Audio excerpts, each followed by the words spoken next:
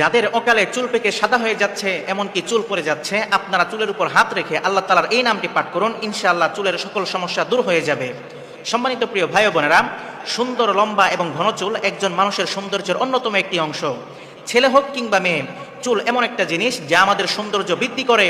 বিশেষ করে নারীদের জন্য চুল হলো সৌন্দর্যের প্রতীক। কিন্তু আজকাল অনেকেরই খুব কম বয়সে চুল পেকে যাচ্ছে, অনেকেই চুল পড়া এবং দুর্বল হয়ে যাওয়ার সমস্যায় ভুগছেন। চুল আঁচড়াতে গেলেই মুঠো মুঠো চুল পড়ে, আয়নার দিকে তাকালে সাদা চুল চোখে পড়ে।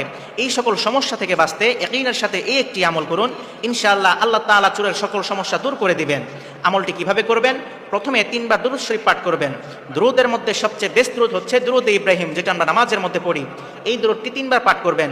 এরপর চুলের উপর হাত রেখে আল্লাহ তাআলার এই নামটি 7 বার পাঠ করবেন। সেই নামটি হলো ইয়া বারিউ ইয়া বারিউ। এরপর আল্লাহ তাআলার কাছে দোয়া করবেন, হে আল্লাহ, আমার চুলের সকল সমস্যা দূর করে দিন।